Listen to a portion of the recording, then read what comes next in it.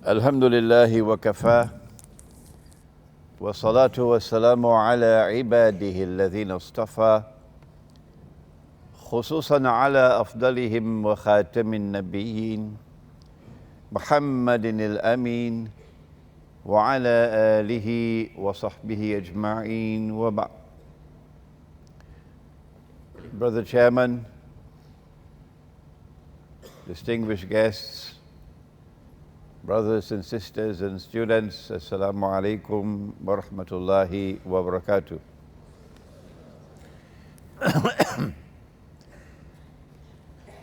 I have come to you this morning with a bit of the flu and a little bit of the cough. So I have my black seed and honey here to sip, and I hope you will bear with me this morning as we address the subject of Surah Al Khaf and the modern age. Nabi Muhammad alayhi salatu wassalam is reported to have said, every prophet has warned his people about Dajjal. And the Prophet Nuh alayhi salam warned his people about Dajjal. Now listen carefully. But I am going to tell you something that no one ever said before me. No one ever said this before me. This is absolutely new information about Dajjal, about the Antichrist. What is it that is so important that it has come with the very last prophet? No one after him. What is it about Dajjal that is so important that no one ever spoke of it before me? What is it? Do not treat this subject lightly. No. Take your time with it. Dajjal sees with his left eye. He is blind in the right eye. It looks like a bulging grip. But your Lord is not one-eyed. Between his eyes, on his forehead, is written the word kafara, kafir. And every mu'min is the one who has not only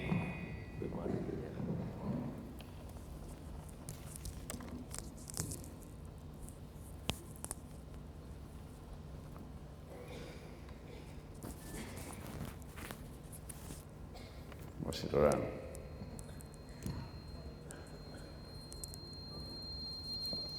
The mu'min is the one who has not only made the declaration of belief with the lips, Islam, but in addition, it has traveled until it has entered the heart.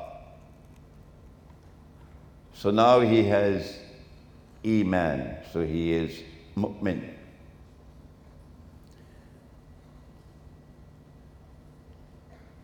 Every mu'min would be able to read the word kafir, whether he is katib or ghayru katib, whether he is literate or illiterate. He can read and write or cannot read and write.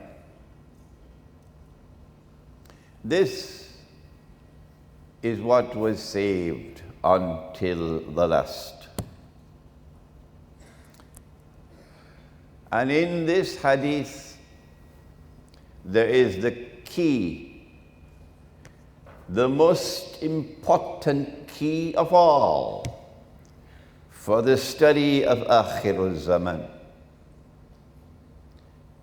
If you miss this one, you miss methodology.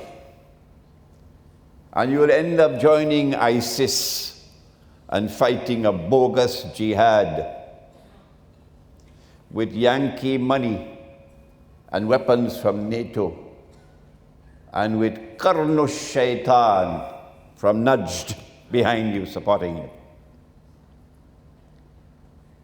As you fought a bogus jihad in Libya. My words are bitter. Yes. And then you're fighting a bogus jihad in Syria. And now you're telling us, you're bringing us the Khilafah. So that CNN and Al Jazeera and television stations around the world can go to work to present Islam in the worst possible image, to show Islam as a menace to mankind, so that Israel can wage the big war that Israel wants to wage, while appearing to be a savior to mankind.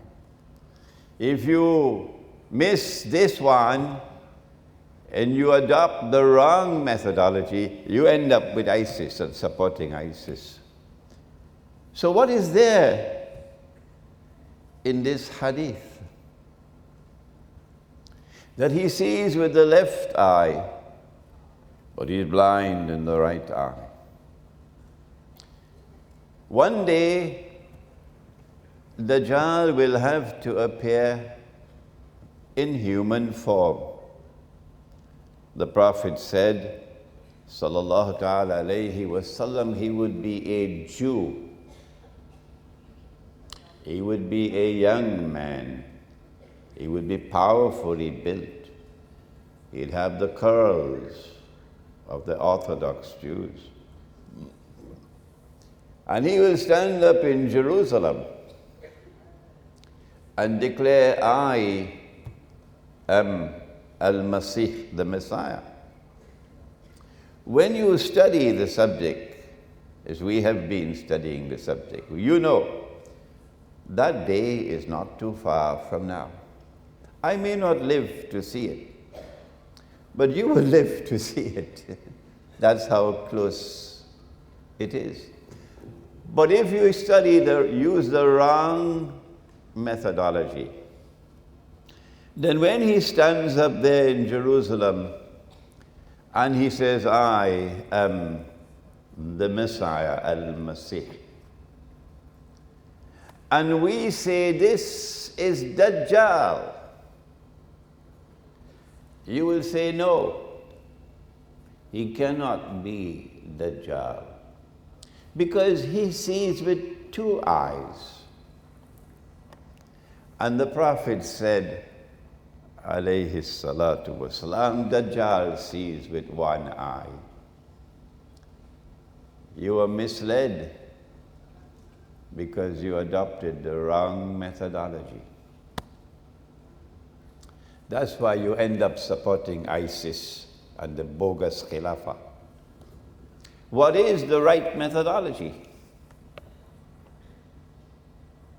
How is it that the mu'min can read? Whether he is katib or ghayru katib, he can still read kafir. But Abu Jahl cannot read, and George Bush cannot read, and this other one named Osama or Obama cannot read. How come they can't read? How come the think tanks in Washington cannot read? But the one who has faith can read. Huh?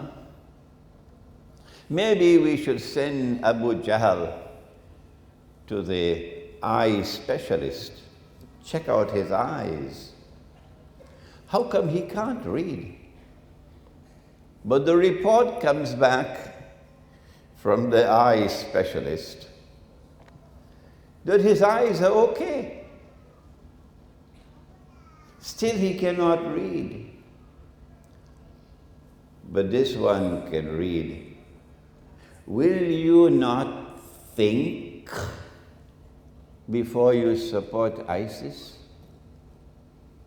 Did Allah not send this Quran لِقَوْمِ يَتَفَكَّرُونَ? Did Allah not send this Quran to a people who think? Why have we stopped thinking? Is it because the one who has faith is not reading with these eyes alone? Is it that in addition to these eyes, we have other ways of seeing? This is called epistemology, the branch of knowledge which studies knowledge. They don't teach it in the universities anymore. How do we acquire knowledge? The scientific method is that knowledge comes from external observation and experimentation and rational inquiry. And the scientific method says, wrongly so, that if knowledge comes from any other source, it's not knowledge. It belongs to Disneyland. But the Quran says otherwise. How I wish the Quran could be studied. How I wish that the Quran could be taught in universities. We'd have a different world today if we would teach the Quran. The Quran tells us, فَإِنَّهَا لَا تَعْمَى الْأَبْصَارِ. It's not these eyes which are blind. وَلَكِنْ تَعْمَى الْقُلُوبُ الَّتِي فِي الصُّدُورِ. What is blind is the heart which is inside the chest. So that the Quran gives us a different epistemology, that we see with external sight, and we also see with internal sight. And so now we can subject the hadith to something called ta'wil. Ta'wil. Tafsir is to explain. Ta'wil is to interpret. And we have to talk today about ta'wil. And when we talk on ta'wil, we go to the Quran, not to the hadith, to the Quran. So the one who has faith can read because he's seeing with the internal eye. And the one who is Abu Jahl cannot read because he is internally blind. And so now we can explain the hadith the way, excuse me, the Salafi cannot do it. I have not come to USM with boxing gloves to take on the Salafi. No. Mine is a learned and a respectful response to a challenge from the Salafi. And I expect that he would respond to me in like ways.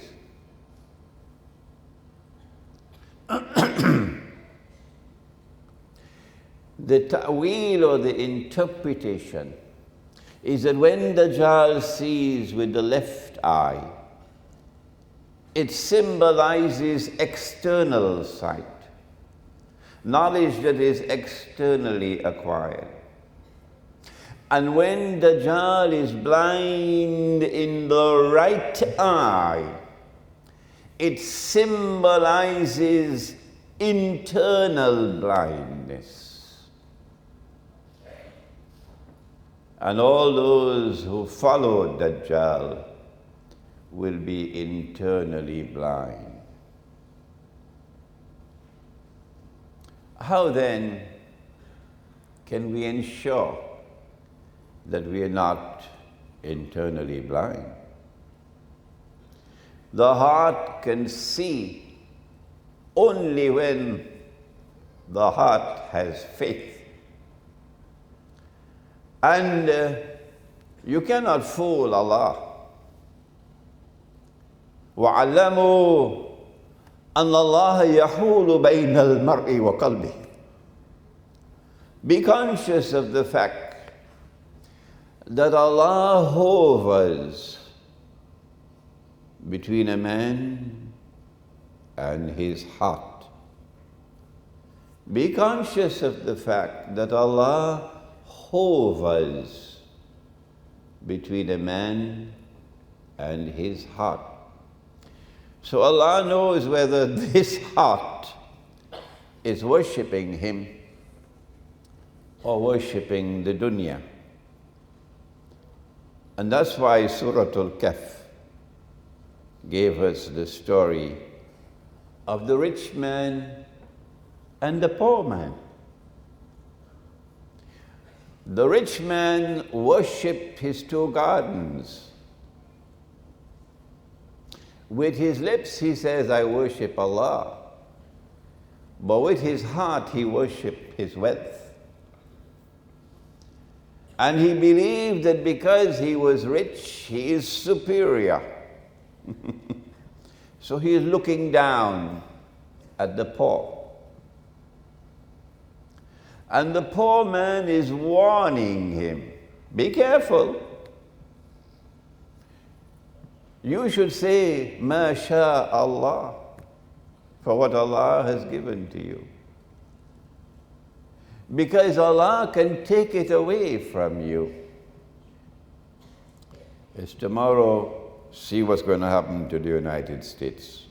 Just watch and wait and see. And Allah can give me better than what you have. And so said, so done. Allah withdrew the water, and the gardens were all destroyed. And guess what he said? The rich man, Ya laytani lam ushrik bi rabbi ahada. Ya laytani lam ushrik bi rabbi ahada. Woe unto me that I have committed this act of shirk. With the lips you say you worship Allah, but the heart worships elsewhere. So Allah hovers between a man and his heart. And Allah knows whether or not this heart is faithful. When the heart is faithful to Allah, and there is faith in the heart, then Allah will put nur in the heart. And when there is nur in the heart, then the heart can see. Without that nur in the heart, no scholarship, not even a PhD from Al-Azhar University, no scholarship, none, can penetrate ilmu akhirul zaman. Be warned about that. There are two kinds of verses in the Quran. Let us now turn to the serious part of this subject. There are two kinds of verses in the Quran. This is at the beginning of Surah Al Imran. Allah speaks about ayat muhkamat, verses which are plain and clear. You don't need any interpretation, plain and clear. And these are the Ummul Kitab, the very heart of the Quran is there. So you have no excuse. You have no excuse. The heart of the Quran is plain and clear, like daylight. But Allah, in His wisdom, and Washington is very angry about it, very angry, that Allah should put into the Quran a second kind of verse. What is it? He calls it ayat mutashabihat.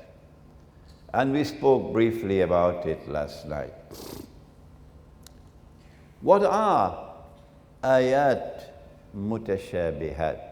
Answer: these are verses of the Quran which have to be subjected to ta'wil, interpretation. Like the left eye and the right eye. And so ta'wil is a part of methodology for study and understanding of the Quran. Ta'wil is an integral part of methodology for studying the Quran. Because you cannot understand and penetrate the ayat mutashabihat without ta'wil or interpretation. Now the words of the Quran came down with Jibreel alayhi salam to the heart of the Prophet alayhi salatu wasalam. And he would then dictate, and the scribes would record. And he would ask them to recite, and he would confirm it's correct. But the punctuation did not come from above. No. We put in the punctuation ourselves. Where do you put a full stop is very important. So somebody put a full stop. And that is the worst full stop in the whole history of full stops. That when Allah says, no one knows the meaning of ayat mutashabihat except Allah, full stop. The worst full stop in the history of full stops is this one. No one knows the meaning of ayat mutashabihat except Allah, full stop. Because of that full stop, the implication is that Allah sent down a book and appointed a teacher to teach the book. And the teacher knows only part of the book, and the other part the teacher does not know. Does that sound to you sensible or foolish? How come you're so quiet this morning? Is Allah a wise God? How can a wise God send a book and appoint a teacher to teach the book, and the teacher does not know the meaning of part of the book? That full stop is the most wicked full stop in the history of full stops. So let us take it and throw it away. Unfortunately, the full stop is there. So we have to take it and throw it away. The full stop did not come with Jibreel alayhi salam. What the Quran is saying is that no one knows the meaning of the ayat mutashabihat except Allah and rasikhuna fil ilm. Those who are serious scholars, firmly grounded in knowledge, not schoolboys. The schoolboy will say, no, he cannot be Dajjal because he sees with two eyes. That's the schoolboy. The one who is firmly grounded in knowledge, he is the one with Allah's guidance who will be able to penetrate this part of the Quran, the ayat mutashabihat. And ilmu akhir zaman is in ayat mutashabihat. So you cannot study this subject only with the rational faculty. Let me warn you, this is the most important branch of knowledge in Islam at this time. And you cannot study ayat, the ilmu akhir zaman, with only the rational faculty. You need more than that. Musa alayhi salam is in Sinai, and he gives a khutbah. One of Banu Israel comes to him and says, what a fine khutbah. You must be the most learned man in the world. And Musa alayhi salam replies, and of course, it is not Musa who is speaking, no.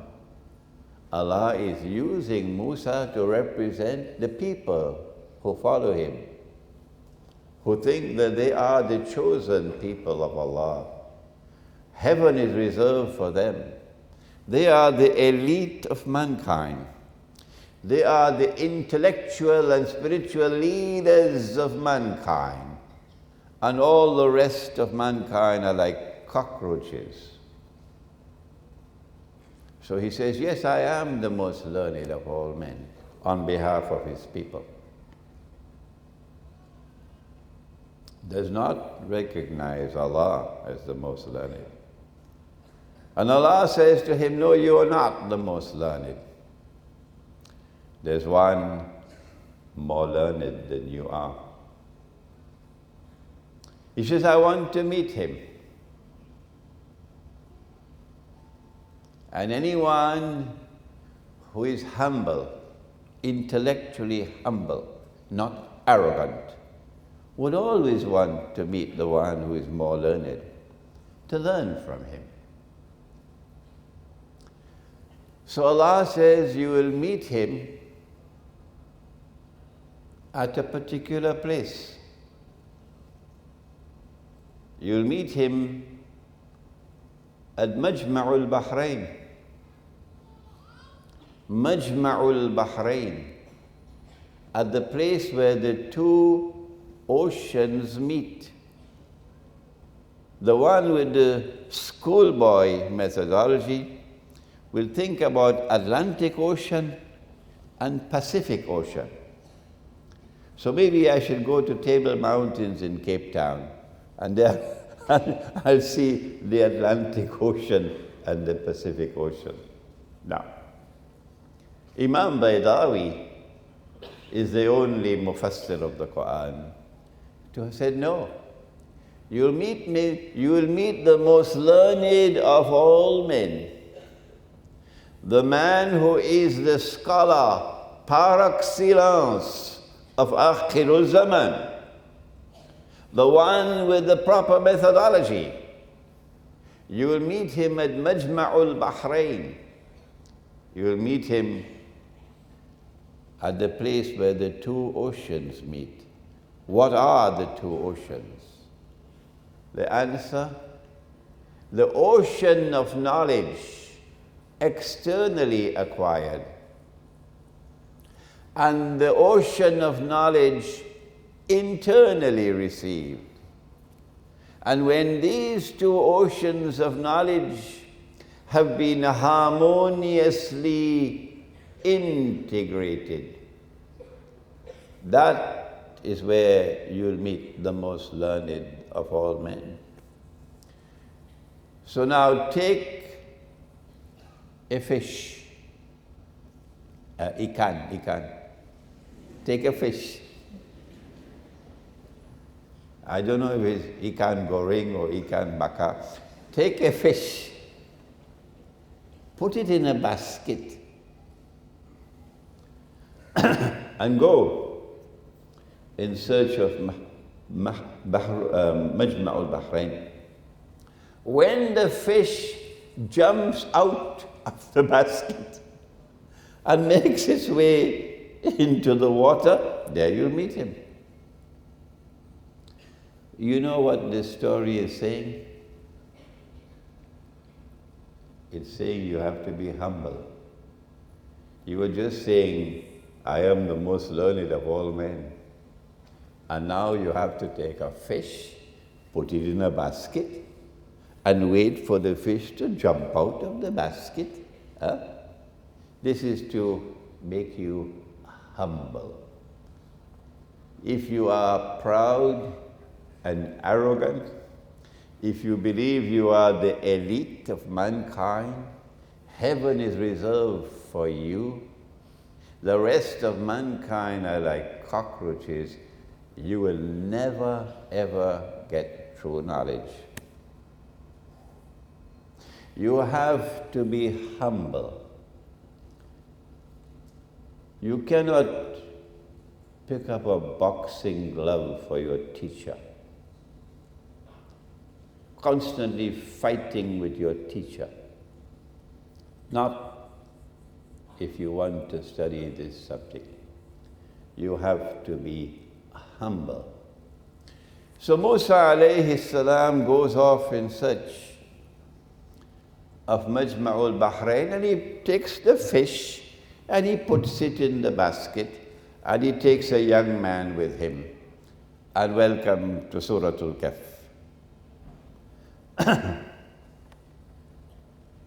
While they were traveling, they came to a rock. And they rested for a while at the rock. And Musa alayhi salam fell asleep. When they woke up, they continued their journey. Now listen carefully, because you are young. As they go past the rock, something is different now. Before the rock, they were moving. But after the rock, لَقَدْ لَكِينَا مِنْ سَفَرِنَا هَذَا نَصَبًا. The journey has now become difficult, wearisome, tiresome. I wish I knew the Bahasa language so I could explain to you in Bahasa. It's a difficult journey now. Take out the food, let's eat. Because this journey has become wearisome, tiresome, difficult, not like before. Surah Al Kahf is sending a message to you in Akhirul Zaman, that if in your heart there is love for Allah,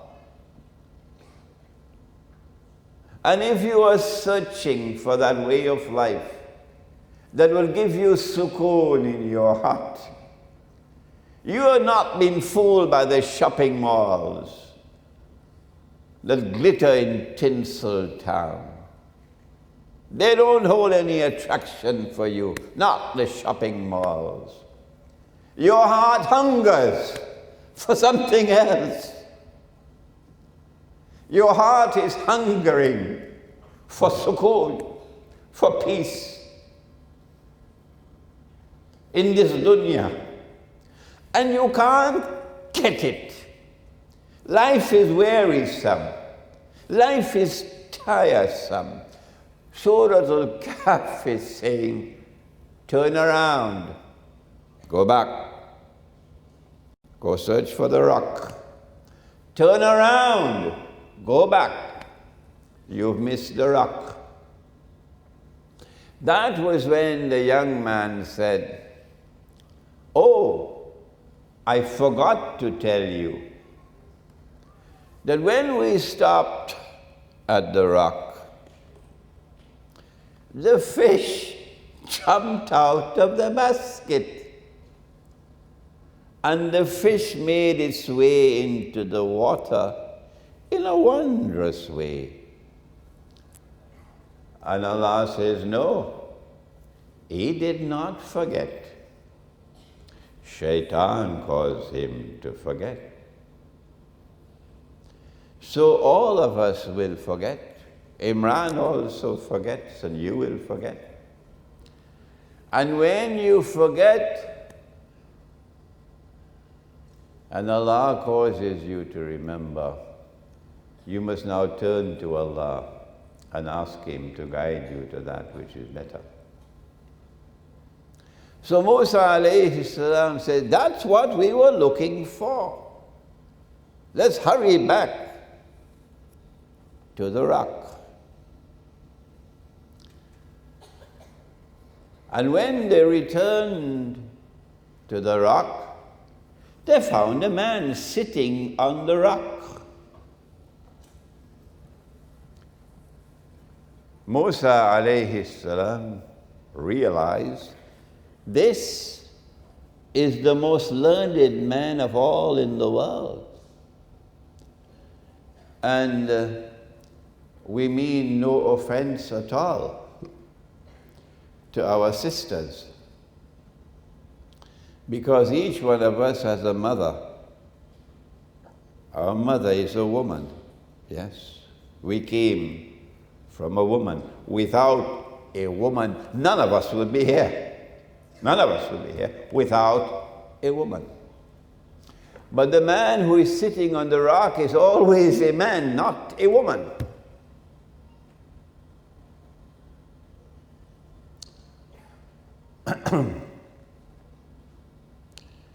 This is the most learned of all men. So Musa alayhi salam greets him with salams. Assalamu alaikum. The man responds and says, what? A greeting like that? In a place like this? Who are you? He says, I am Musa. Oh, which Musa are you? Are you the Musa of Banu Israel, that Musa? Are you the Musa of Banu Israel, that Musa? Indicating that he does not belong to Banu Israel. If he belonged to Banu Israel, he'd say, welcome, our Musa. You are our Musa, because he is Banu Israel. He doesn't say so. He says, which Musa? Are you the Musa of Banu Israel? So he is not Banu Israel. Surah Al Khaf is sending a message to the Jews that you're not the most learned of all in the world. No. There's one more learned than you are. You better humble yourself and come to him for knowledge. So Musa alayhi salam says, yes, I am that Musa. In that case, look at wisdom. In that case, this is the most learned of all men speaking. In that case, Allah has given to you knowledge that I don't have. And Allah has given to me knowledge that you don't have. No matter how learned you are, you must always be ready to learn from others. No matter how learned you are, you must always be ready to learn from others. And when you teach to others, do it with humility. Now, why is he sitting on a rock?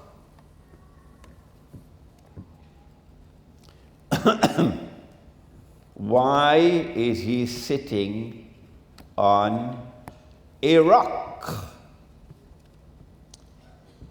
This is religious symbolism.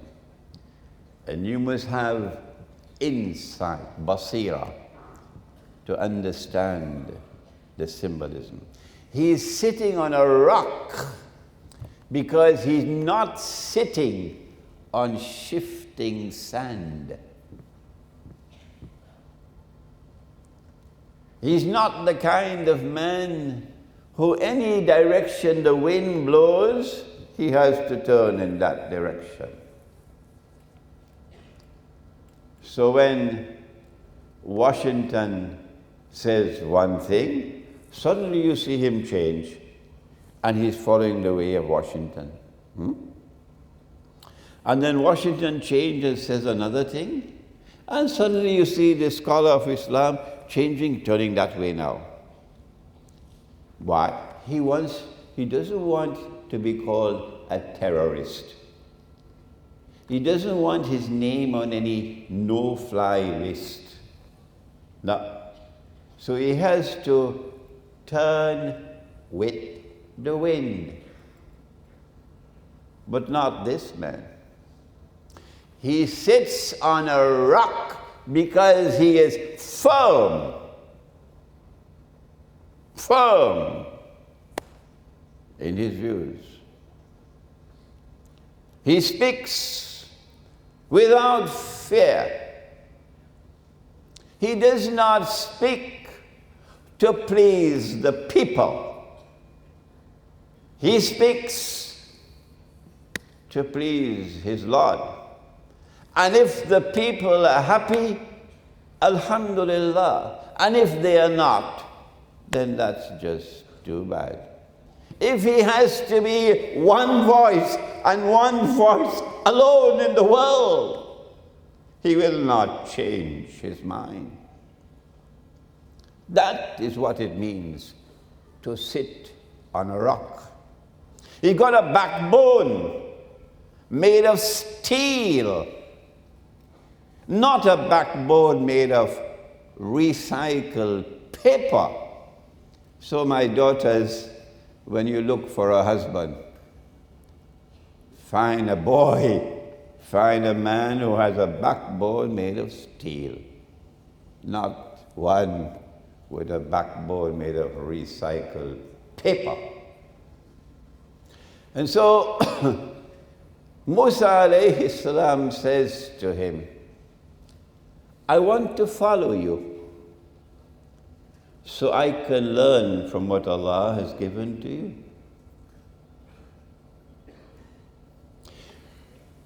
The teacher of Akhirul Zaman is Khidr.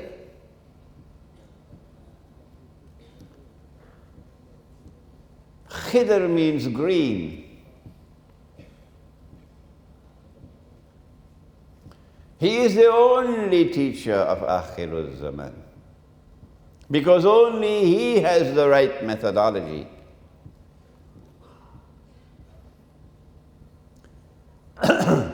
How did he get the name green? The Prophet said, sallallahu ta'ala alayhi wasallam, that he came to a land which was barren, dry. And he sat down and everything became green. Like Malaysia, green.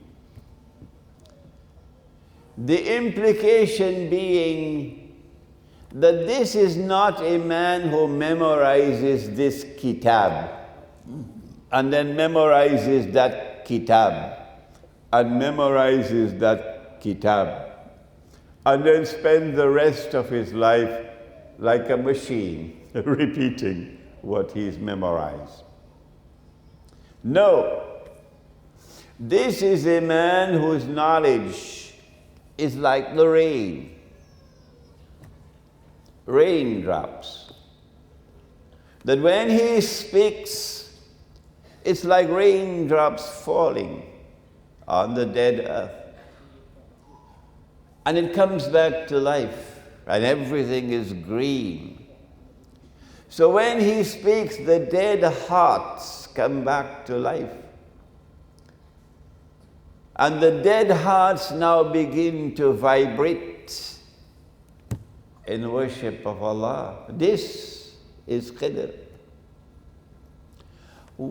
How did he get this kind of knowledge?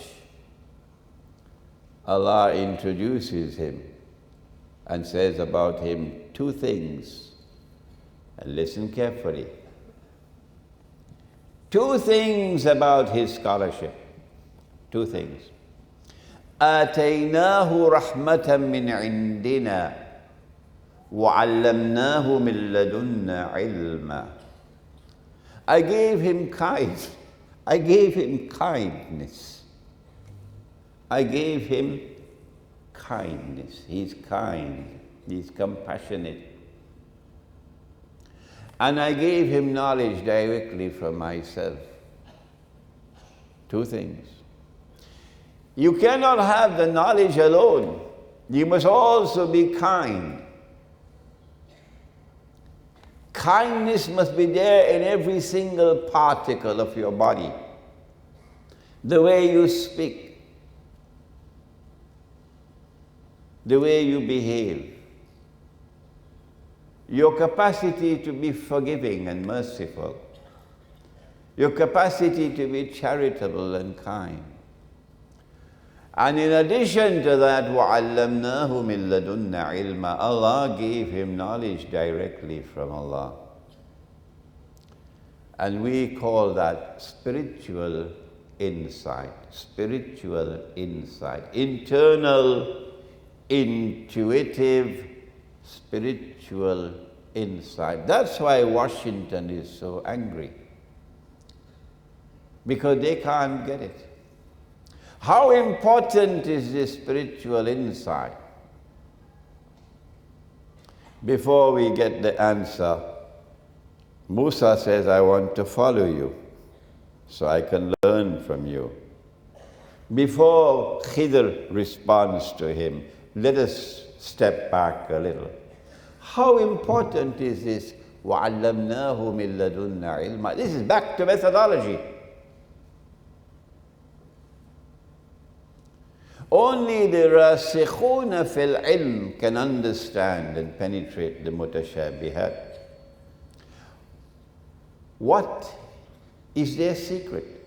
The answer is, they say, كُلٌّ مِّنْ عِنْدِ رَبِّنَا. The whole of the Quran is from my Lord. So if you want to understand the part, you got to study the whole. You got to take all the verses of the Quran pertaining to a subject. Like, for example, what happened to him when they attempted to crucify him. And then they boasted, Inna qatalna al-Masiha Isa ibn Maryam Rasulallah. We've killed him. The Messiah, the son of Mary, the messenger of Allah, we've killed him. If you want to penetrate this subject, which is mutashabihat, you got to get the totality of the data in the Quran, all of it. And then you got to bind them together to make a harmonious whole. Because nothing is contradictory in the Quran. Nothing. No verse of the Quran cancels another verse. No verse of the Quran cancels or abrogates another verse. Everything in the Quran is harmonious. I know the questions you're going to have afterwards to pose at me. Everything in the Quran is harmonious. So you've got to be able to bind them together. My teacher of blessed memory calls it the system of meaning of the Quran. My teacher, Maulana Dr. Fadlur Rahman Ansari, rahimahullah, he said, look at the stars in the sky. I mentioned this last night. To the untrained eye, they're just beautiful. The stars in the sky, they're just beautiful. They twinkle. But to the navigator on a ship in the ocean, he must be able to read the stars. The stars are not just there to twinkle beautifully. No! Allah says in the Quran, وَلَقَدْ زَيَّنَ السَّمَاءَ الدُّنْيَا بِمَصَابِحِ. Masabih, plural of misbah, lamp. He says that the stars are there to function as lamps. A lamp is something that allows you to see. And so the stars are there to allow you to navigate the ship. But you have to be able to understand the relationship between the stars, which make them a harmonious whole. This is not for schoolboys. No, this is for scholars. To take all the verses of the Quran and bind them together on a particular subject to make a harmonious whole. In other words, if you forget everything else, remember these words. As a scholar, you have to be able to connect the dots. Connect the dots.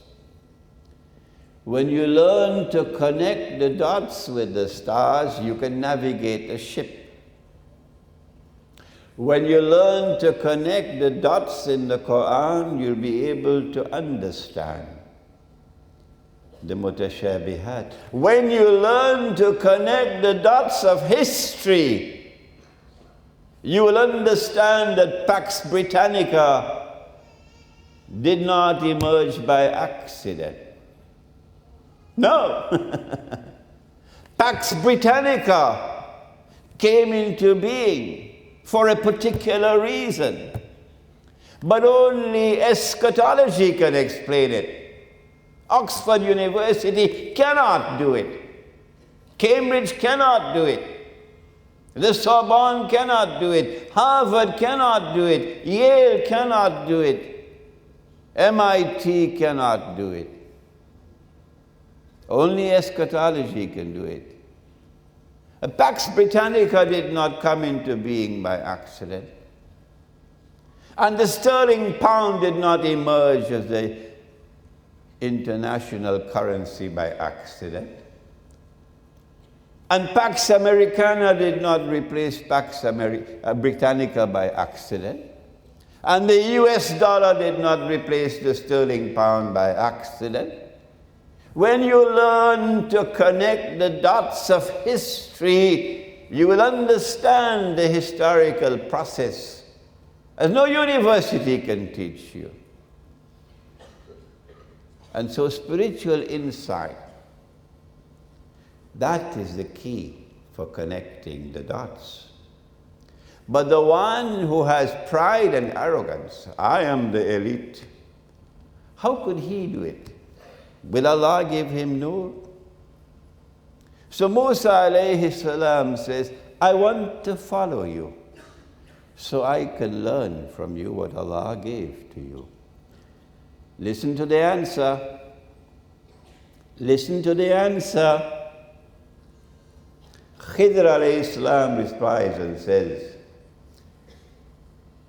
إِنَّكَ لَن تَسْتَطِيعَ مَعِيَ صَبْرًا وَكَيْفَ تَصْبِرُ عَلَى مَا لَمْ تُحِطْ بِهِ خُبْرًا. You cannot show patience with me in what I have to teach. How can you bear with patience that which lies beyond your capacity to comprehend? Because you are one-eyed. إِنَّكَ لَن تَسْتَطِيعَ مَعِيَ صَبْرًا وَكَيْفَ تَصْبِرُ عَلَى مَا لَمْ تُحِطْ بِهِ خُبْرًا. These are the two most important ayat in the epistemology of the Quran. So when you become a student of such a teacher, when you find your khidr, I am now an old man, tomorrow I'll be in my grave. But you are young, and you're going to be searching for your khidr, the scholar who is the only one who can be a guide in Akhirul Zaman. Remember to be humble. Don't go with boxing gloves. Don't go challenging him. Be patient with him until he explains to you your khidr. So Musa said, I promise you, I will be patient. Okay, I accept you. You can come along, but on one condition. Don't ask any questions. Teachers don't behave like this. Which normal teacher speaks like that? Huh? How could a teacher tell the student, don't ask any questions? This is not a normal teacher. This is khidr. And this is the price you will have to pay if you want to study ilmu akhirul zaman. So he promises he will not ask any questions. And then they travel, and then there's the boat, and there's the boy, and then there's the wall. I don't have to tell you, you all know. I have this book, which is the Tafsir, Surah Al Khaf, the text, translation, and commentary, which is the whole surah. And I have this one, which is Surah Al Kahf in the modern age, which is the ta'wil of the surah. I have this one, which is on Ya'juj and Ma'juj, which is the third book on Surah Al Kahf. I have one more to write and make dua that I can write it on Dajjal. Then the quartet will be finished. You must not ask any questions, and then 3 events occur. And on each occasion, Musa alayhi salam delivers judgment, and his judgment is wrong. His judgment is wrong because he does not have a full knowledge of the subject. His judgment is wrong because he does not have a full knowledge of the subject. He's only seeing a part of it. Like today we now have pipe-borne water. And everybody performing the wudu with the pipe-borne water. And everybody performing the wudu of Gog and Magog. And everybody have abandoned the wudu of Muhammad alayhi salatu wasalam. They don't understand. A trap was set for them. And they walked into the trap. And they're performing a disgraceful wudu. That's the wudu they're performing. And with that wudu, they want to perform salat. And then they come to teach you Islam. And they cannot even perform wudu. So you have a partial understanding and you make the mistake. That's what happened to Musa, alayhi salam. Or, I didn't want to say it last night, but let me say it now.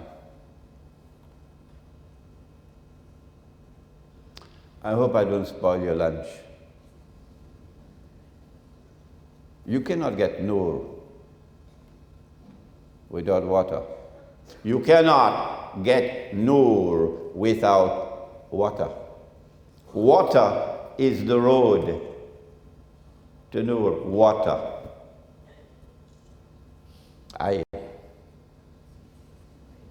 And if you disrespect water, forget it.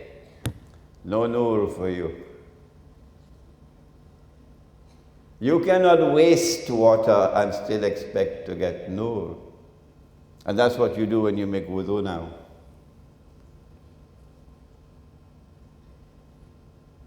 Do you think the American Indians who lived in America before the devil came to take over America?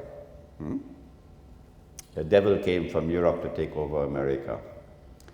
The American Indians, and there is a stream of water, and there are fish in the water, and the fish is food, and he is so good, he can take a spear and catch a fish. And he wants to urinate, he wants to pass water. Do you think an American Indian will go and urinate in the river?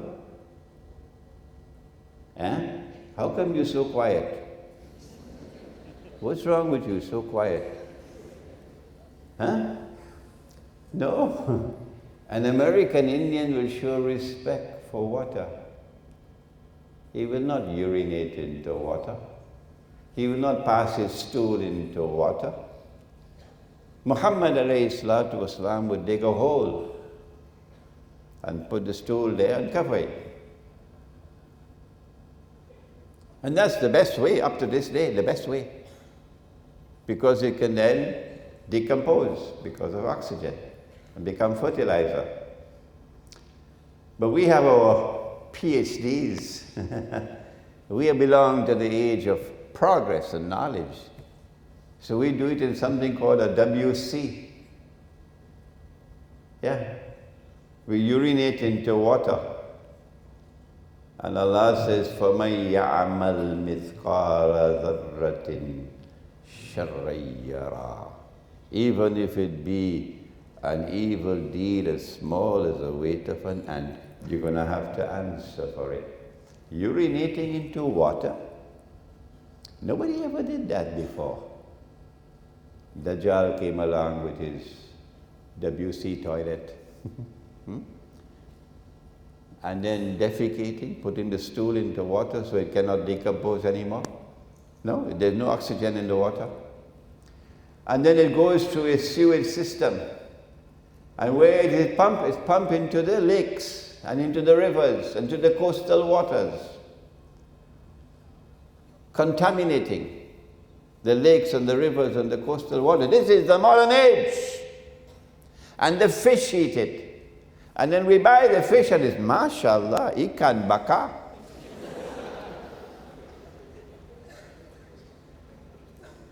So you're only seeing a part of the subject and you make wrong judgment. And Musa did it 3 times. Khidr alayhi salam, because he has full knowledge, he can see what Musa cannot see. And believe you me, we have plenty blind people in the world today. Believe you me, we actually have people in the world today with the knowledge of cattle that you could take a piece of paper, put a picture on it, put a number on it, and give it a fictitious value. And it becomes money, and even your central bank don't have 5 ringgits worth of knowledge and intelligence to understand this is bogus, this is fraudulent, this is utterly haram. And Imran Hosein could talk and talk and talk and talk and talk.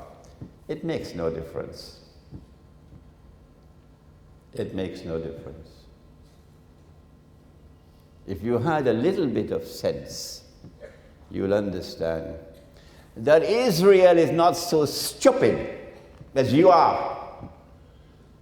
That tomorrow Israel is going to bring gold and silver as money, while you stupid, foolish Muslims still remain following the enemies of Islam with this bogus money.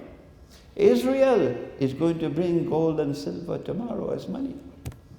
I hope I don't live to see that day, because the shame and the embarrassment will be too great for me. My ummah, the ummah of Muhammad alayhi salatu wasalam, and you cannot even recognize this as bogus and fraudulent, as haram. Where are the scholars of Islam? Musa alayhi salam does not have the full knowledge. Khidr has the full knowledge. And so Khidr is able to explain the boat, the boy, and the wall. I want to end with a little bit of ta'weel on all three. In the case of the boat, he damaged it because he knows that something is coming and they're going to lose their property. And by damaging it, he saved the boat. So when you have knowledge which comes directly from Allah, you are able to anticipate what is coming. My critics, and they have no other job in the world other than to criticize Imran Hosein. No, his books must not be in our bookshop. No, he must not be invited to come and lecture. Protestant Islam.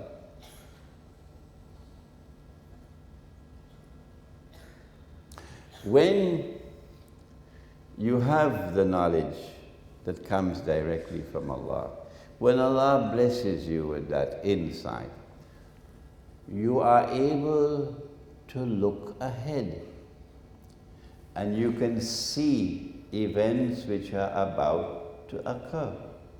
Like, for example, I mentioned last night that nuclear war is coming. Nuclear war is around the corner between United States and NATO on the one hand and Russia and China on the other. There'll only be one nuclear war in history. Only one. Can't be two. Huh? That nuclear war is coming. And they want it sooner rather than later, because the longer they wait, the stronger will Russia become. I was of the opinion that perhaps the nuclear war would be 5 or 10 years from now. And then I went to attend a conference in Iran in September, a conference of independent thinkers. And on the first night that I was there, I had 2 dreams, one after the other. And in both the dreams, I saw nuclear war. I saw the missiles being shot into the sky. And I saw that Pakistan was a part of the nuclear war. The Christians call it Armageddon. The Prophet ﷺ called it Malhama. Would it not be of benefit if we are able to anticipate that nuclear war is coming? And what can we do to prepare for it? Yes, only Allah knows the future. You don't have to tell me that. But Allah can, if He wishes, convey knowledge to those whom He chooses. And so with the methodology of Khidr alayhi salam, you can look into the future and see that a king is coming to seize the boats. And by damaging the boat, he saves the boat. Similarly, today we know the US dollar is going to collapse, probably with the nuclear war. I don't think it will collapse before that, but I can be wrong. And when the US dollar collapses, all the paper money in the world will go with it, including your ringgit. Their plan is to have one universal currency, one for all of mankind. And it will be invisible electronic money. And if we are so stupid to accept the paper money, will we be so stupid to accept the electronic money as well? When we should be returning to dinar and dirham? So, when you have internal, intuitive, spiritual insight, and you study Surah Al Khaf of the Quran, you are able to anticipate what is coming. Number two, the boy. And he killed the boy because he knew that this boy was going to grow up to join ISIS and go fight the bogus jihad and become a threat not only to his parents but to the whole ummah. You can see ahead. But now look at something else. The wall. And the wall is collapsing. And he rebuilds the wall. And Musa cannot understand why he's rebuilding the wall amongst the people who would not offer any hospitality. The answer is because of the knowledge which comes from him, he could not only look into the future, he could also look into the past and reinterpret history. That there is a treasure underneath the wall. It belongs to two orphans. And Allah wants that these orphans should grow up and get the treasure that their father left for them. So when you have this knowledge which comes directly from Allah, you're not only able to look into the future and anticipate what is coming, you're also able to look back into the past and connect the dots of history and recognize the dot that connects Pax Britannica with Pax Americana, with Pax Judaica, which is around the corner. And you'll understand, therefore, the movement of history. And you'll be able to anticipate how much time is there left before the Malhama. And then when the Malhama takes place, what comes after that? The conquest of, help me somebody. Come on, help me somebody. After the Malhama, the conquest of, you got homework to do. The conquest of Constantinople. Your prophet said so. The Malhama is coming, the nuclear war. And after the nuclear war, the next thing to occur would be the conquest of Constantinople. That is why Mustafa Kemal changed the name and prohibited the use of the word Constantinople. And we say to Mustafa Kemal, get lost. If Muhammad alayhi salatu wasalam referred to the city as Constantinople, then that's Sunnah. No Mustafa Kemal could tell me I cannot follow the Sunnah. Huh? The conquest of Constantinople makes military sense only in one context. And that is that the Russian Navy could pass through the Bosphorus and the Straits of Dardanelles into the Mediterranean Sea. So we can say from USM, we can say it today, that Russia will survive the nuclear war. NATO, you can put that in your pipe and smoke it. Russia will survive the nuclear war as a naval power. And the Russian Navy will pass through the Bosphorus and the Straits of Dardanelles into the Mediterranean. Because when we conquer Constantinople, NATO's back will be broken. What comes after the conquest of Constantinople? Khuruj of Dajjal. Khuruj of Dajjal. And after that comes Imam al-Mahdi, and then comes the return of Nabi Isa alayhi salam, but that's not our subject for today. I suggest to you the Surah Al Khaf of the Quran is the surah par excellence of Ilmu Akhirul Zaman. And if you have to spend the rest of your life studying it, you must do so. Finally, there's a shortcut to Nur. The Prophet said, alayhi salatu wasalam, recite Surah Al Kahf on the day of Jummah, and you will get Nur from the samawat to the earth. And that Nur will stay with you until next Jummah. And he said, recite the first 10 ayat of Surah Al Kahf over Dajjal, and you'll be safe from his fitna. We pray that Allah may bless you all to be able to study and understand Surah Al Kahf of the Quran, that it may become a nur with which you'll be able to understand the world today. رَبَّنَا تَقَبَّلْ مِنَّا إِنَّكَ أَنْتَ السَّمِيعُ الْعَلِيمُ وَتُبْ عَلَيْنَا يَا مَوْلَانَا إِنَّكَ أَنْتَ التَّوَّابُ الرَّحِيمُ بِرَحْمَتِكَ يَا أَرْحَمَ الرَّاحِمِينَ آمين.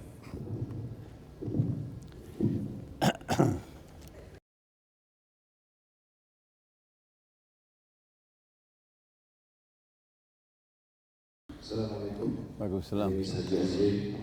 Sheikh, question is, according to your studies of the Jumanju, Dajjal, and the coming, could you just help an ignorant me to have a feel about what you think is the reality in the real world with relation to your study? For example, you said the conquer of Constantinople, the definition of what it really means, or the signs of coming of the Dajjal, and how can we guide ourselves to fully understand it, as well as what's the event coming, so that if we are as knowledgeable as you, and that is the case, that we at least give ourselves a chance to have a little bit of understanding of what is to come. Thank you. I will need 1 week to answer you.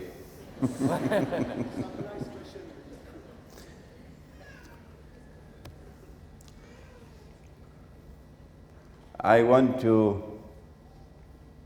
suggest that you read Jerusalem in the Quran,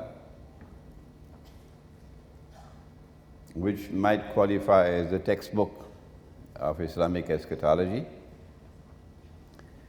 And after reading Jerusalem in the Quran, then you read these books on Surah Al Kahf. The key to the subject, and this is where the Iranians differ with me. I've been to Iran 3 times already. And Iran, the Shia ulama are very firm in their view that the key to ilmu akhirul zaman is Imam al-Mahdi. And I said to them, no, you're wrong. The key to ilmu akhirul zaman is Nabi Isa alayhi salam. So you've got to study the subject of Nabi Isa alayhi salam. particularly what happened at the time when they attempted to crucify him, which we don't have the time now to explain. And once it is established from the Quran, that Nabi Isa alayhi salam never experienced maut. So you're wrong when you translate the Quran to say he died. You're wrong. Be careful. The Quran does not say that he experienced maut. And since kullu nafsin za'ikatul maut, every soul must taste maut, the implication is that includes Nabi Isa alayhi salam. So wherever he is, he has to return. Then you come to the hadith about Dajjal, who will impersonate the true Messiah. And since the true Messiah has to rule the world from the holy state of Israel, from Jerusalem, it follows that Dajjal, if he is to convince the Jews that he is the true Messiah, he will have to establish his rule over all of mankind from Israel. Now you can understand history. In order for him to rule the world from Jerusalem and convince the Jews that he is the Messiah, number one, he has to liberate the Holy Land for the Jews. He did that already when the British army defeated the Ottoman army and took over Jerusalem. 19 what? 17, yes. Number two, he has to bring the Jews back to the Holy Land to reclaim it as their own. He did that. And he was assisted by a Zionist clone called the Soviet Union. He was assisted by a Zionist clone called the Soviet Union. You see what happens when you study the subject? You can reread history. Number three, he has to restore a state of Israel in the Holy Land. He's already done that, 1948. Number four, he has to cause that state of Israel to become the ruling state in the world. So Malaysia has to bend its knee. That's why you lost the first aircraft. That's why you lost the second aircraft. Because Malaysia will not bend its knee. I don't know how many more aircraft you're going to lose. Because Malaysia would not bend its knee. That's why you're losing the aircrafts. He has to establish his rule over the world. That's why they want the nuclear war. So that the two ruling powers in the world would knock out each other. So a post-nuclear world would be a world that Israel can more easily establish its rule over. This is how you're able to use this subject to understand and explain the world today. But I'll need a whole week to explain Dajjal to you, to explain Gog and Magog. Here is my book on Gog and Magog. Read it, study it, and then apply this knowledge to politics, apply it to economy, understand the banking system, apply it to monetary economics, understand Bretton Woods and the International Monetary Fund, and the bogus paper money and the electronic money which is coming. Apply it to the feminist revolution, and see what's happening to the world of women. There are so many other aspects of the modern age directly linked with eschatology. And our Prophet ﷺ has spoken extensively. There was a sheikh who was speaking when I came. I couldn't understand the bahasa, but whenever he quoted in Arabic, mashallah, he studied the subject. He was quoting for you several ahadith of the Prophet ﷺ on Akhirul Zaman. Next question.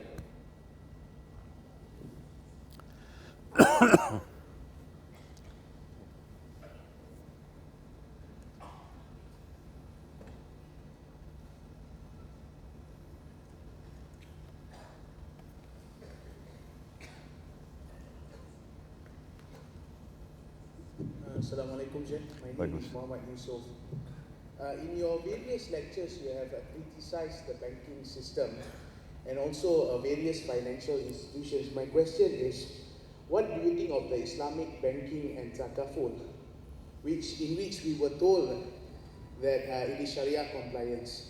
And how do we escape from becoming users and supporters of these various financial institutions? That's all, Sheikh. I have a booklet outside entitled Islam and the Future of Money, the gold dinar and silver dirham. Islam and the Future of Money. Unfortunately, none of us has complete knowledge, so my knowledge of the subject is constantly increasing. And since I wrote that book, there are now 2 more chapters to be added to it. The Bretton Woods monetary system, which gave us the US dollar as the international currency, was backed by gold. That the US government undertook a responsibility under international law to redeem US dollars for gold at the rate of $35 for 1 ounce of gold. So there was some integrity in the US dollar. But only governments could redeem, only governments, not people. That's bogus. 2 governments in the world recognized that this was bogus. 2 governments in the world stood up to defy them. One belonged to this region of the world, and the other was France, General Charles de Gaulle. He recognized that this was unfair, this was bogus, and he spoke in the French National Assembly against the monetary system. And that's why they took aim at him and they got him out of power. Who was the other government? Answer? Ahmad Sukarno. Yeah, you're too young to know it. But Ahmad Sukarno recognized that in order for money to have integrity, the Indonesian rupiah had to be redeemable in gold. Indonesia has now buried this knowledge below the ground. You can't find it. They don't want people to know it. But Ahmad Sukarno wanted the Indonesian rupiah to be redeemable in gold. That you could take the rupiah to any bank and you can get gold for it. If Ahmad Sukarno was successful, the Indonesian rupiah would not be in the disgraceful state where it is now. And my daughters would not be slaves. My daughters would not be slaves picking up your garbage. My daughters working for the salary of a slave in Lee Kuan Yew in Singapore. But who talks about that? So Sukarno took Indonesia out of the UN. May Allah bless him for that. People who have one eye can't understand it. But people who have 2 eyes would say, may Allah bless him for that. And Ahmad Sukarno took Indonesia out of the IMF. Yes, he did. Hugo Chavez is one of my heroes. He's my next door neighbor. I'm from Trinidad, he's from Venezuela.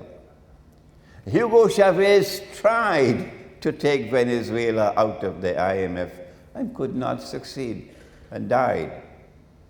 But Sukarno took Indonesia out of the IMF.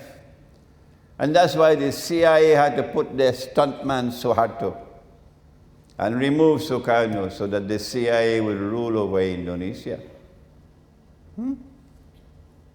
Two governments. Until eventually Dr. Mahathir, when he was about to retire, also took aim at the monetary system. Where are the scholars of Islam to tell Bank Negara? Where are the scholars of Islam? You'll have to answer on Judgment Day. You will have to answer on Judgment Day. Unless the scholars of Islam stand up and say this paper money is bogus and fraudulent and haram, your so-called Islamic banking will prosper. Is there any Islamic bank in the world which is arguing that we should bring back gold and silver as money? Dinar and dirham? None. If an Islamic bank calls for dinar and dirham, they'll shut it down. They'll shut it down. That's not my only criticism of Islamic banking, so-called Islamic banking. There are other criticisms as well. But we don't have the time today to go into that subject. But I suggest that you read my book, The Gold Dinar and Silver Dirham, Islam and the Future of Money, which is outside. It's also translated to Bahasa. Any more questions?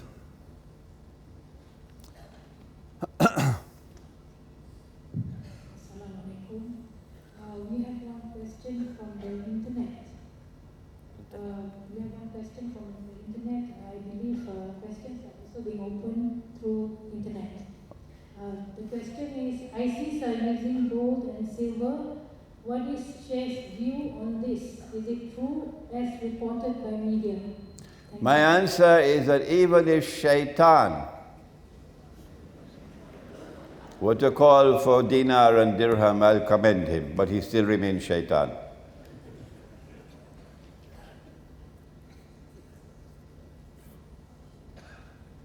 I think allow them first. Assalamualaikum warahmatullahi. Saya minta Tuan boleh jelaskan kepada Syekh dalam sebab kalau saya cakap di broken English, okay? Saya Muhammad Fitri. Saya ingin tanya, apakah ada kaitan antara Surah Al Khaf, akhir zaman, demokrasi dan kesyirikan? Terima kasih. Is there any relationship between Surah Al Khaf, democracy, Kesyirikan and shirk? Is there any relationship between democracy and shirk in Akhir Zaman? Of course. Of course. Democracy has come as part of a package. The package includes the modern state, the modern republican state, the modern monarchy, the Khilafah state in Islam, and medieval Christian Europe, and the Hindu state.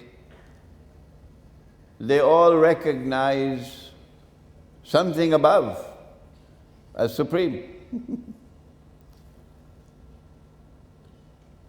In the case of the Khilafah state, Allah is Al-Malik. Allah's sovereignty, Allah's authority, Allah's law is supreme. Dajjal came with the modern state. And the modern state around the world today, whether you have Islam as your state religion or not, whether you call yourself the Islamic Republic of Pakistan or the American Republic of Pakistan, the modern state says Allah is not Al-Malik. No. Who is Al-Malik? From the time you sign to accede to the Charter of the United Nations Organization. The Charter of the United Nations Organization makes it obligatory on you to submit to the supreme authority of the Security Council. Allah could tell you something else, but when the Security Council orders, you have to obey. Once you accede to the Charter of the United Nations, you're committing shirk. Iran had a revolution 35 years ago. I was in Iran last month to tell them that.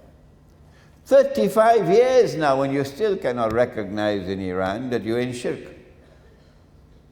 by being a member of the United Nations organization. The modern state says Allah can make it haram, riba, but we can make it halal. Is it halal in Malaysia? My question to you, is it permissible in Malaysia to lend money on interest? How come you're so quiet? Yeah. Malaysia, you made it halal. You made it halal. Banks lend money on interest all the time, including Islamic banks doing it from the back door. Islamic banks are lending money on interest through the back door. The commercial banks are doing it through the front door. The Islamic bank is doing it through the back door. But they will not challenge me. No.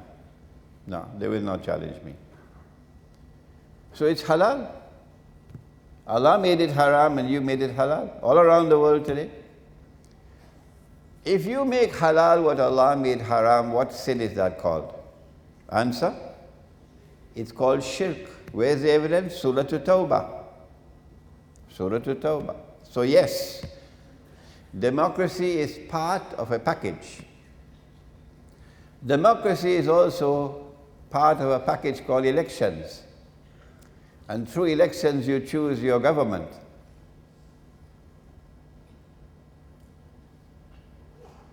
But there's something called accountability. If you make a choice, you should be held accountable for your choice. Accountability. But Dajjal is very clever. In elections, there is no accountability. Because you make your choice anonymously. You see how clever he is?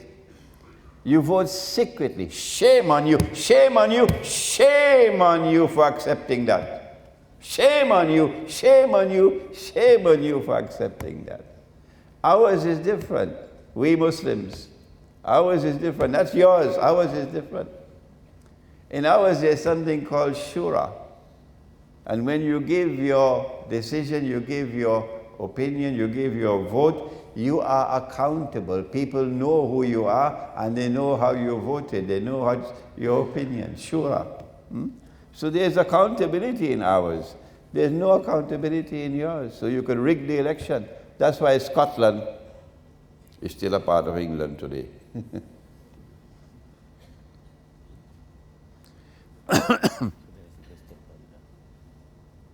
Assalamualaikum. My name is Nur Hidayah. I have one simple question only. Nowadays, many Ustad advise us to recite and even memorize the first 10 ayah and last 10 ayah of Surah Al Khaf in order to prepare for the end-day encountering Dajjal. So what are your opinion about this? Is that good or what? That's all. Yeah, it's not your ustaz who asked you to do that. It's Nabi Muhammad. It's Nabi Muhammad alayhi salatu wasalam. There's one hadith, the first 10, another hadith, the last 10, another hadith, the opening ayat of Surah Al Kahf. Memorize them, particularly when you have to go to immigration. You memorize them so you can recite. This is meant to open up for you the whole surah. That the whole surah is important, to study the whole surah. But by all means, do memorize it. If you can memorize the whole of Surah Al Kahf, that's even better. There is one question. My name is Suhaila. Actually, my question is about similar to the question just now. Exactly, I would like to know the reason why Nabi Muhammad SAW asked us to recite this first and the first 10 words and the last 10 words. Exactly why is that? What is the meaning from that? And also, I know only one question, but I still want to ask another question. How we can instill all this feeling, especially to our generation, Y and Z right now, whereby they are growing up with a lot of gadgets, all those things. Thank you very much. Assalamualaikum. Well, I understood part. What is the importance of reciting the first 10? And the answer is here in this book, so I don't have to answer you. Okay? The second part of the question? How to instill this kind of feeling among the teenagers? Oh. They've been diverted by the modern way of life. Okay.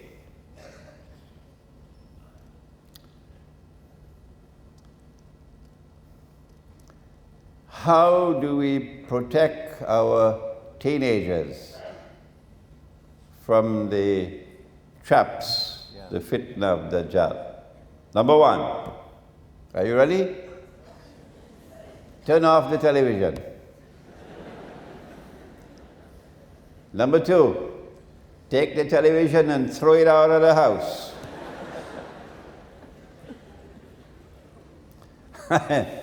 I rented an apartment in Gombak, in KL.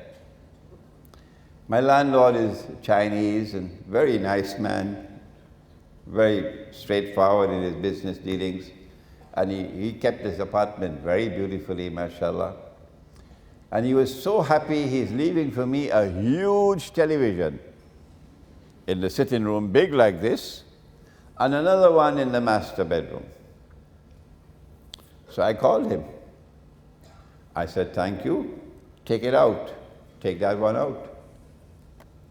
My Chinese landlord is looking at me with disbelief. He cannot understand. You don't want it? I said, no. Take it out. We don't watch television. No.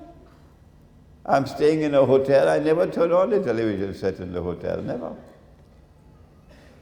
Because that is one of the most important instruments that Dajjal has for brainwashing you. Brainwashing you.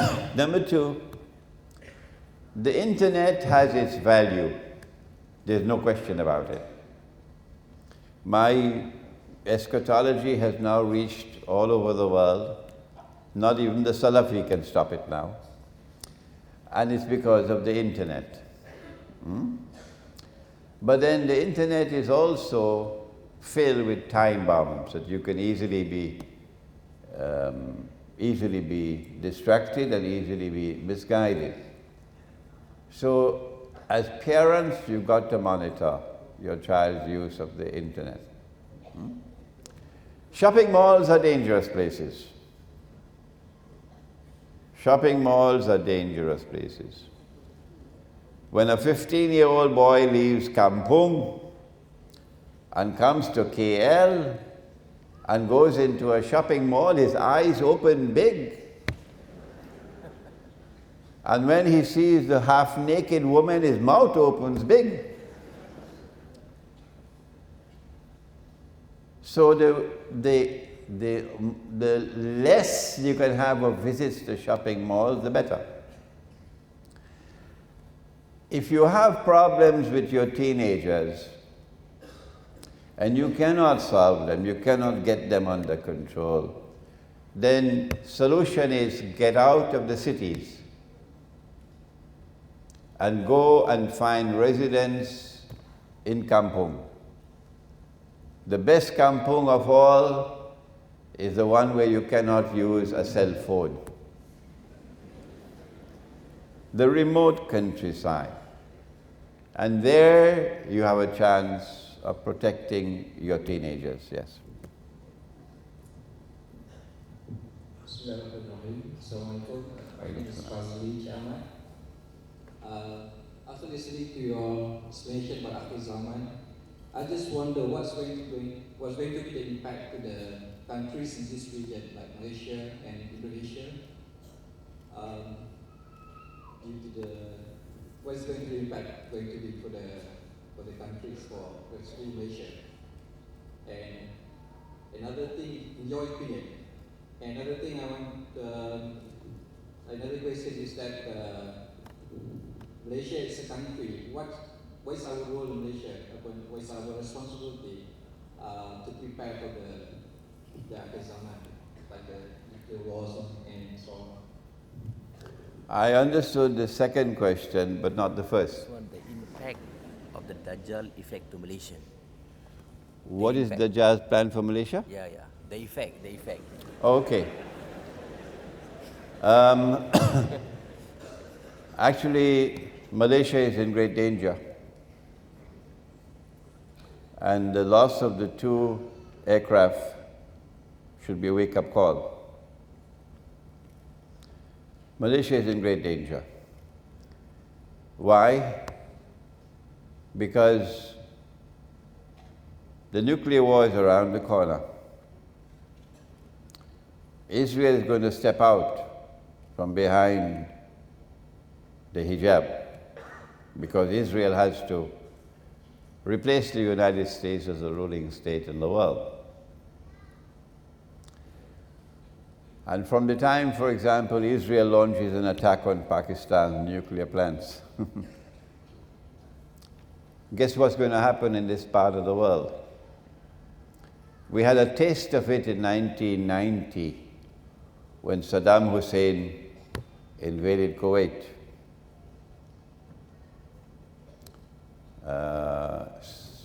Many of you may not have been alive in 1990. When Saddam Hussein invaded Kuwait, and all the Malay, all of them, including those who were in the cabinet, all the Malay were in support of Saddam Hussein. None were supporting Kuwait.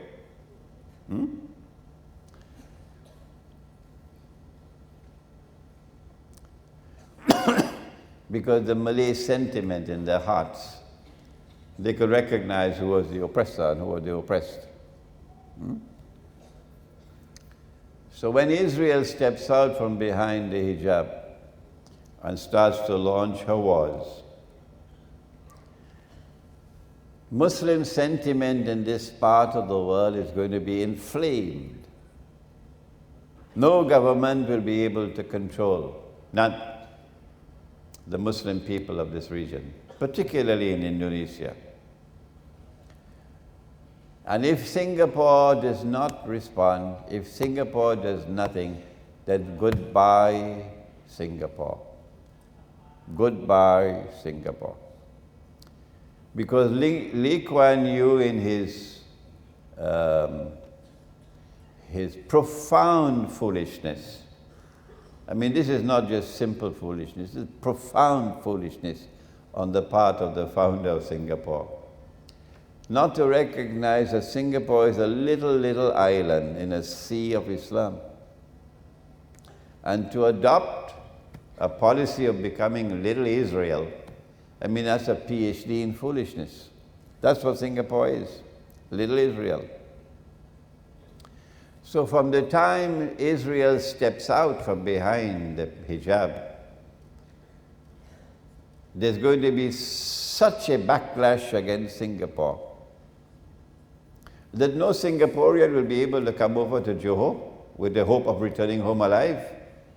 You're not sure? Because no government will be able to control the people. No. Well, then how is Singapore going to survive? The little island cannot be defended. No, it cannot be defended. Not possible. The Malaysian armed forces probably already know this. I'm not saying anything new. That the only way that Singapore can possibly survive is to get more space. And so one can expect some rash move on the part of Singapore at the expense of either Malaysia or Indonesia, more likely Malaysia. But any such move on the part of Singapore will trigger racial war, race war in this part of the world.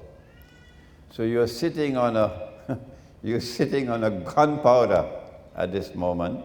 You're sitting on gunpowder at this moment. And It is eschatology, the study of eschatology, that will help a government in Malaysia, and the government in Indonesia to prepare for what is to come. I don't think I should speak any more than what I've just said. I think we give last question. Assalamualaikum, Sheikh. My name is Ismail Wanda. My question is actually relates to Dajjal. How actually describe Dajjal? Is it a human like us, or animal, or is it a superpower like Israel? Thank you, Sheikh. Question is Dajjal a human being, or is he an animal, or what is he? How do we describe him? Were you here for the whole lecture, or did you come late? Because I did mention, did I not? I did mention that Dajjal is going to appear in human form. Dajjal will appear in human form. When he does so, he will be a Jew. He will be a young man. He'll be powerfully built. He'll have the curls of the Orthodox Jews. I did say that, did I not? That, of course, is not the full answer, but it's too complex a subject for me to go beyond that. So you should be suffice with that, okay? Make dua that I can write my book on Dajjal, where you'll get a more comprehensive answer than that. Assalamualaikum, my name is Patra Iknor, and I wanted to ask you, what is your advice to us about the money? Because technically we are living in a money world, and everybody is like very obsessed about money. We cannot live without money, and how we educate even our parents that say so obsessed about money. But we here, you yourself don't really care about money. This is a second value. How do you advise the people around us say that money is not that important? There is other thing that is important. Please advise me on this. The question is, how do we explain to our parents, how do we explain to the society that money is not everything, that there are things in life that money cannot buy?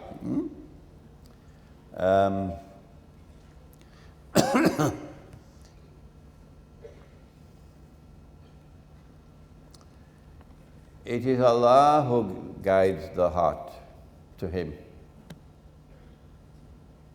You cannot do it.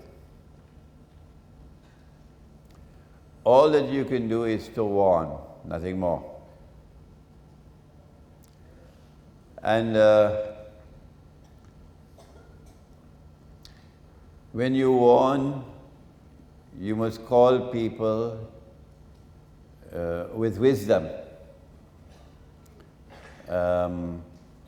and do it in a nice and graceful way. Once you have done that, وَمَا عَلَيْنَا إِلَّا الْبَلَاغِ, I have done my duty. I have guided you, I have warned you about the dangers of the dunya. And if you choose to follow that path, then I have to accept and not seek to oppress you. That's your choice.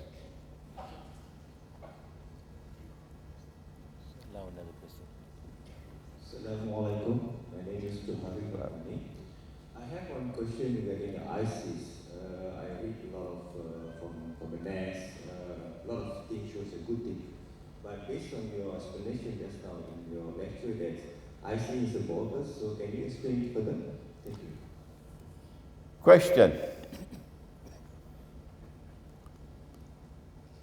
Who provides them with state-of-the-art weapons, the most sophisticated weaponry? Do they have the technology themselves? Do I live in dreamland? Do they have the manufacturing plants? Who provides them with all these weapons? Number two, who is financing them? They're being paid $1,000 a day to go and fight? Where's the money coming from? My answer is that it's the same force at work that recruited them in Libya and sent the weapons into Benghazi. I don't want to speak anymore about how the weapons reached Benghazi. The Turkish government has a lot to answer for to Allah on Judgment Day. This bogus Turkish government, pretending to be Islamic. And they recruited fighters from different parts of the world, paying them money. These are mercenaries, not mujahideen, mercenaries. They're fighting for money. Okay? And they show no Islamic etiquette, Islamic rules of warfare. In the case of Tripoli, they waited until Ramadan. They waited until people have fasted for the whole day. And now it is the time to break the fast. And everybody lay down their weapons to sit down over the iftar to eat.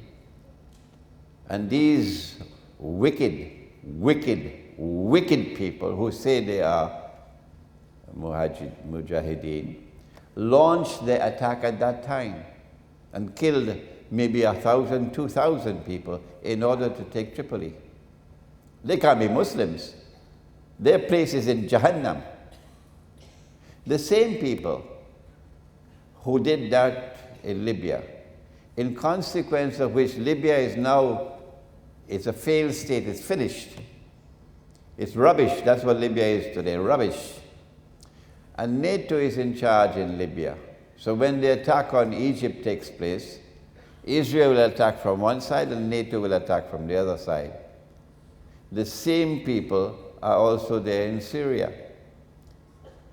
Who's providing them the weapons? Turkey is doing it. Turkey is a member of NATO. That's prohibited by the Quran. Prohibited by the Quran. Turkey is providing the weapons. Saudi Arabia.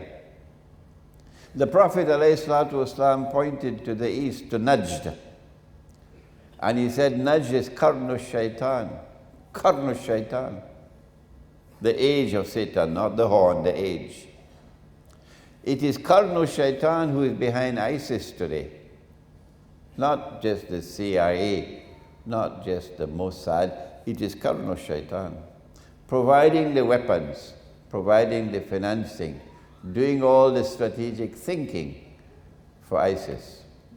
But if you don't want to believe me, you can wait until Judgment Day and you'll see for yourself. But on that time, don't ask for excuse. On Judgment Day, no, too late at that time. If you can't see now, man kana fi hadhihi a'ama فَهُوَ فِي الْآخِرَةِ أَعْمَى وَأَضَلَّ السَّبِيلِ. Whosoever is blind here will be blind there as well and more misguided. That is the Quran.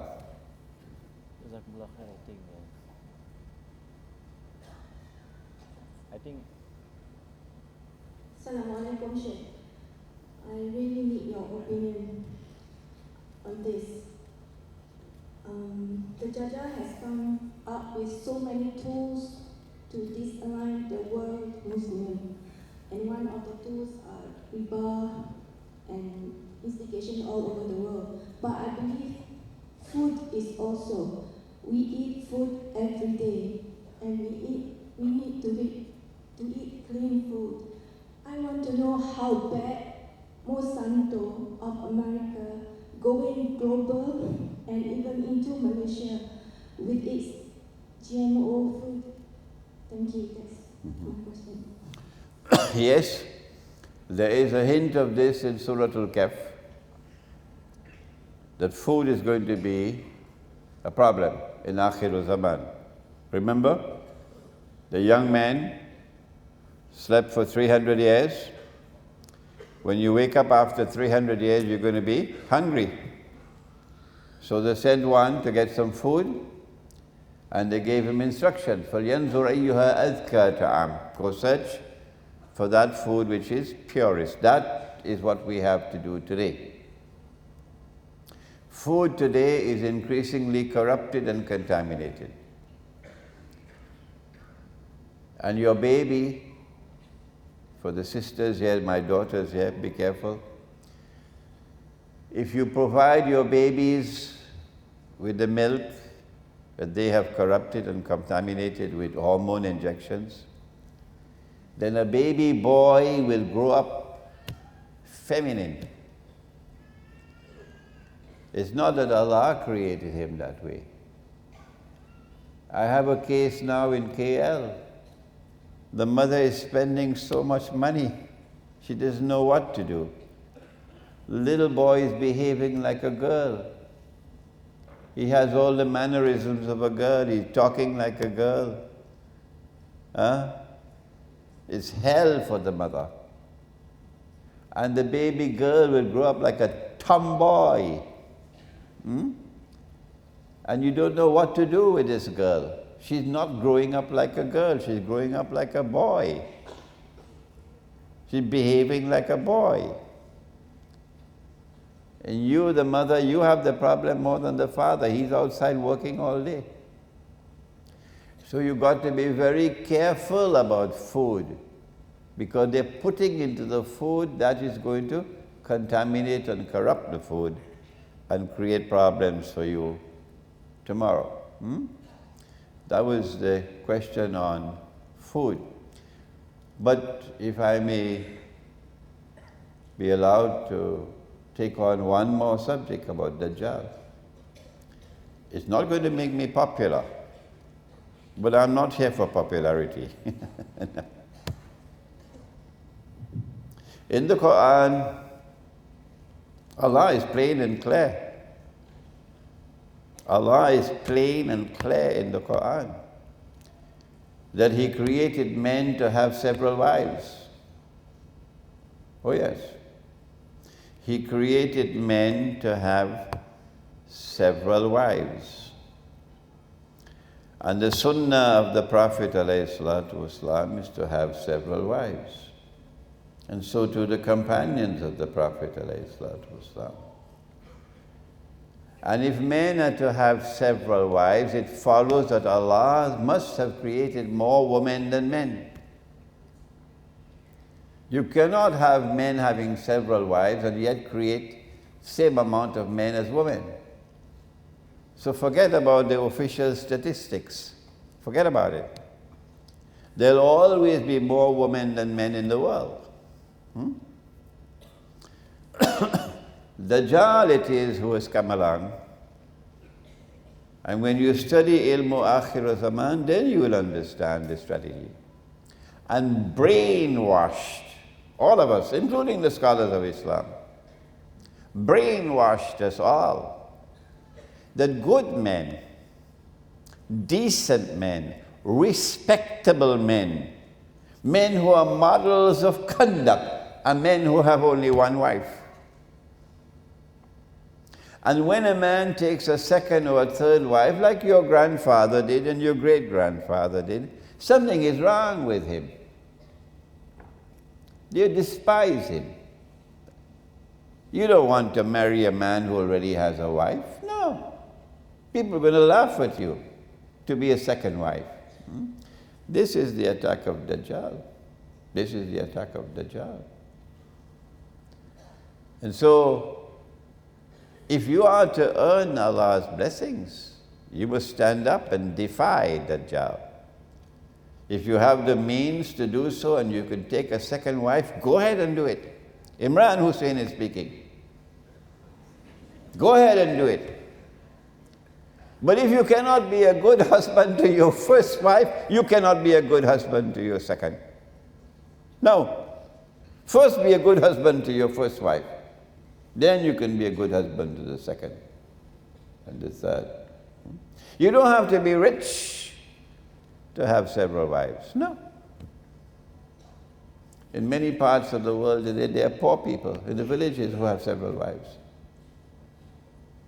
But it is something pleasing to Allah when you act in accordance with Allah's guidance. This is part of the strategy of Dajjal. So as men have only one wife, there'll always be a surplus of women out there who cannot find a husband. That's a recipe for disaster.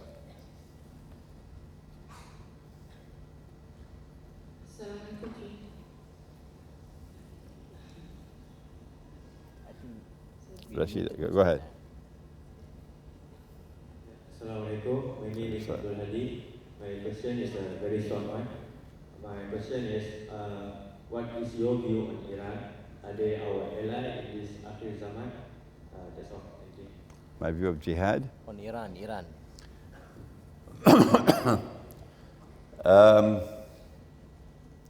I am about to deliver a lecture on the subject. The master plan, Dajjal's master plan for Akhir Zaman is to bring about Shia-Sunni civil war in Islam. They tried it when Saddam Hussein attacked Iran. And the war lasted for 8 years. They were hoping that it would become a Shia-Sunni civil war in Islam, but it did not.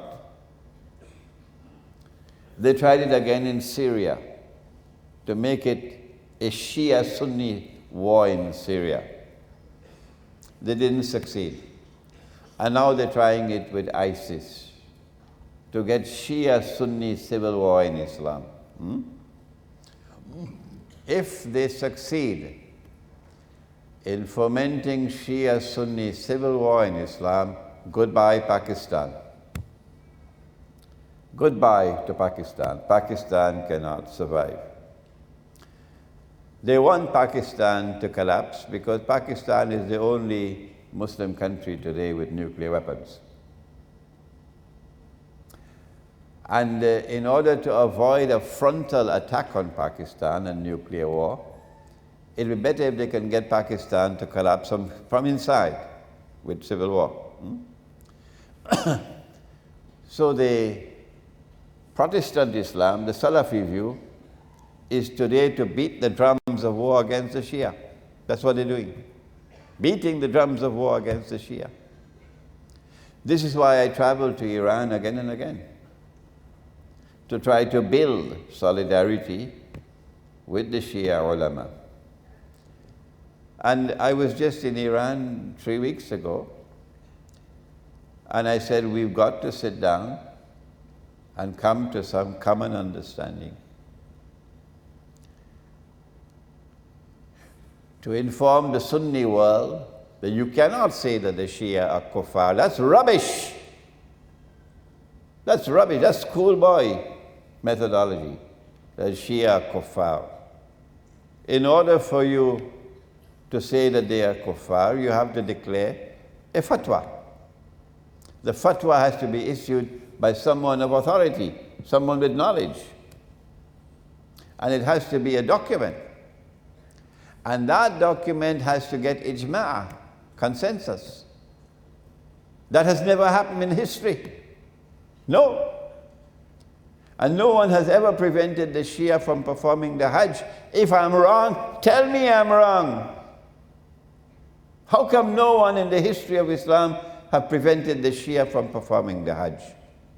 How do you explain that? No ijma'. And now you come to tell Imran Hosein they're kuffar? That's schoolboy stuff. That's not scholarship. So we have to get this into the head of the Sunni. That the Shia, the Ithna Ashari, they are Muslims. And we also have to get it into the heads of the Shia. That the Quran is the supreme authority in Islam, not the Hadith, the Quran.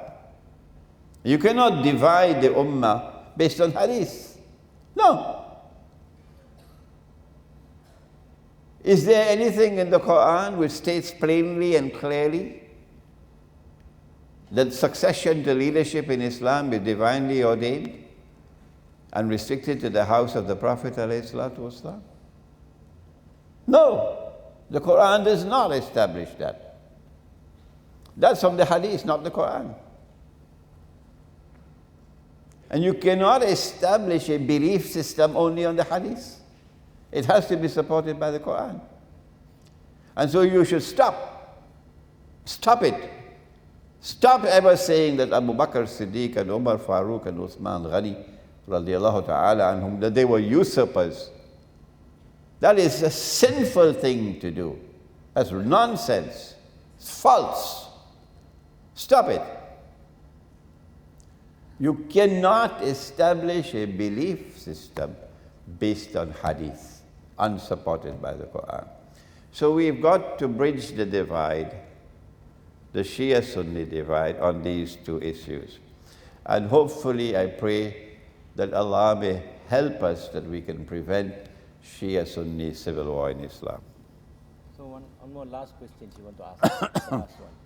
I think this for limited time. Okay, thank you very much. Assalamualaikum, I'm from Ipoh Perak. Just now in your earlier discussion, you have mentioned about how Singapore can survive, okay? And you did mention about Singapore to survive is to get more space, and they have to expand the space, and they have to expand the survival even up to Malaysia, that will trigger a racial war. So as a Malaysian, I'm worried about that. And my question to you is that, do these Singaporean politicians, they are eyeing on Malaysia, especially during our next general election? I'm sorry, I have to, involve politics here. As we know that PAP is a party which is similar to the DAP in Malaysia, and I'm a supporter from PAS, okay? And we are now in one big combination of what we call as Pakatan Rakyat.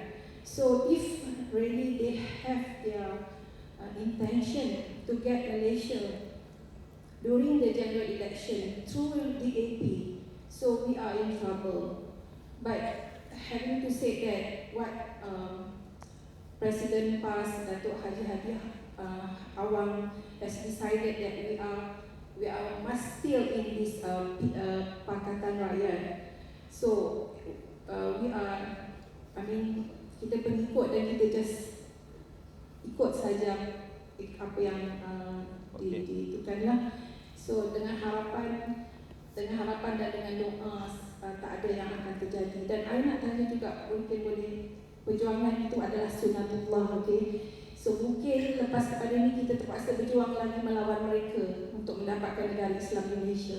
Sorry, terpaksa involve politik. Mungkin boleh translate apa sebenarnya yang Yes. Okay. Terima kasih. The last question. So how Singapore will expand to Malaysia, to control Malaysia? Is there any future agenda that you see? I should restrict, I was very guarded in my answer to you. And I should restrict my comments to what I have said, nothing more than that. I don't know the names of the political parties. No? I don't know the names of the political parties in Malaysia and in Singapore. I know PAS, yeah. I don't think PAS knows me, but I know PAS. So, I don't have the time really to study local politics.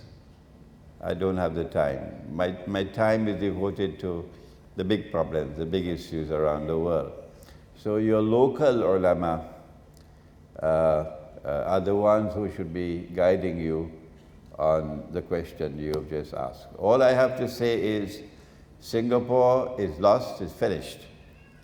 From the time Israel steps out from behind her hijab, there's no way Singapore can survive unless Singapore does something to try to enhance its security.